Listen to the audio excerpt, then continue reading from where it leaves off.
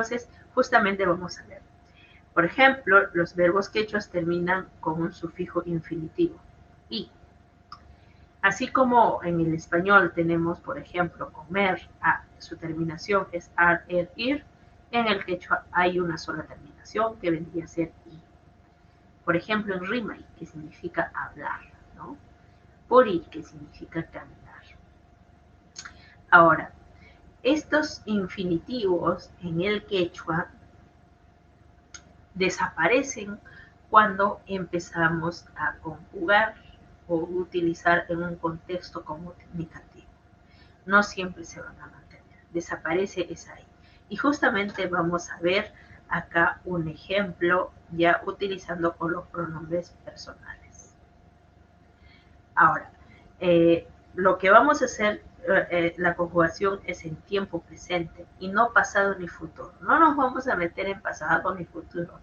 En este curso básico que estamos desarrollando, netamente nos vamos a abocar al desarrollo de los temas en tiempo presente, ¿sí? Por algo es un curso básico y necesita desarrollarse de lo más sencillo posible para que entremos ya en pleno al aprendizaje de este curso. Entonces, tenemos acá singular y plural, utilizando los pronombres personales. Por ejemplo, digo Hilkai, vamos a utilizar con el verbo escribir, Hilkai, ¿sí? Entonces voy a decir, Nuka Hilkai, yo escribo. Ham Hilkanki, Pai Hilkan. No canchis, Hilkanchis. No kaiko, Hilkaiko. Hamkuna Hilkankichis, Paikuna Hilkanko. ¿Listo? Entonces, ahí tenemos pronombre personal y verbo, pronombre personal y verbo. Y los verbos están de acuerdo a la persona. Cuando digo de acuerdo a la persona, de acuerdo al pronombre personal, si está en primera, segunda, tercera, ¿sí? De la misma forma en el plural.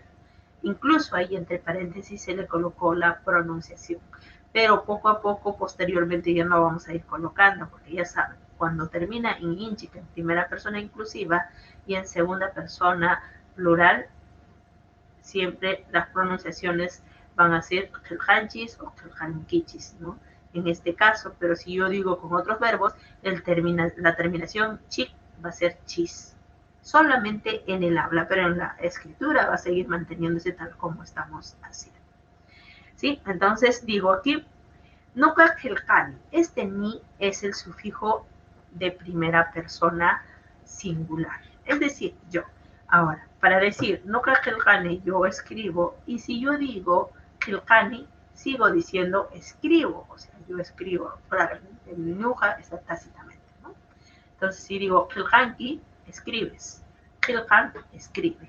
Kelkanchis, escribimos. Kelkaiku, escribimos. Kelkankichis, escriben, ustedes escriben, y Kelkanku, ellos o ellas escriben. ¿Listo? Entonces ahí tenemos el ejemplo y la traducción para que ustedes puedan tener claramente a qué nos estamos refiriendo o cómo lo estamos haciendo. ¿Listo? Es interesante este tema de la conjugación verbal, justamente nos permite ver estos sufijos que posteriormente vamos a desarrollar poco a poco para que ustedes vayan conociendo más en diferentes contextos. ¿Sí? Entonces, no debemos olvidar el ni es de primera persona, inki, segunda persona, n de tercera persona, inchi, primera persona inclusiva, iku, primera persona exclusiva, inkichi o inkichis, segunda persona plural, y inku, tercera persona plural.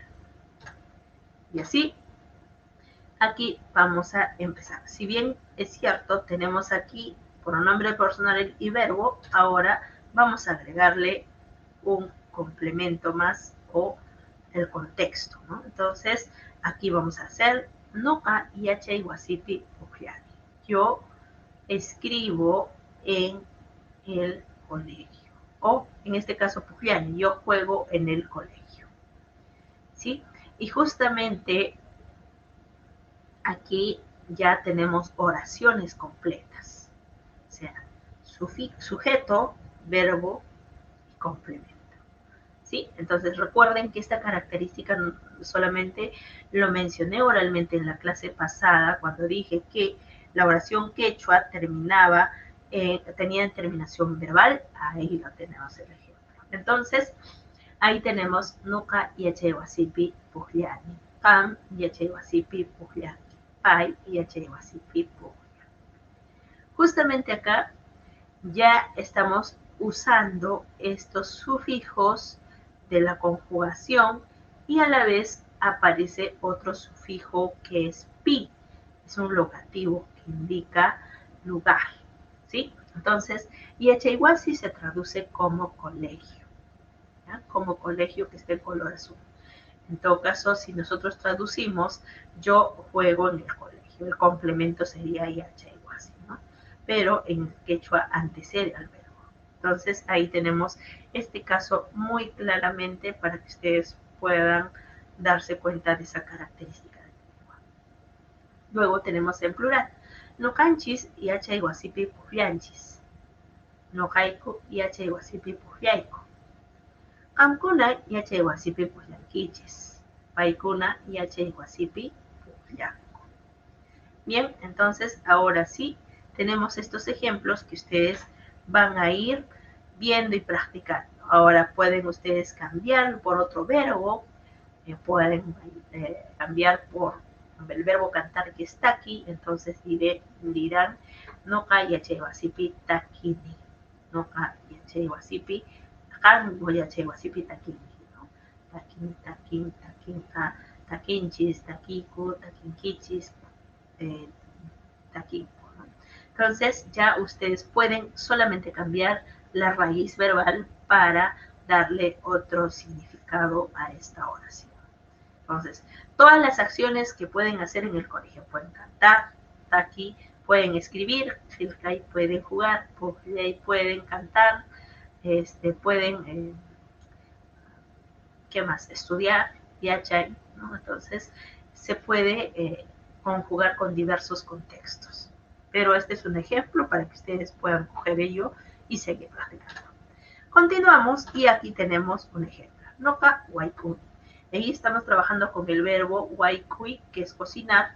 Recuerden que ese i significa en ar, pero cuando desarrollamos en contexto desaparece el infinitivo. Y ahí tenemos pan waikunki, pai waikun, no kanchis waikunchis, no haiku waikuiku, alguna waikunkichis, paikuna waiku.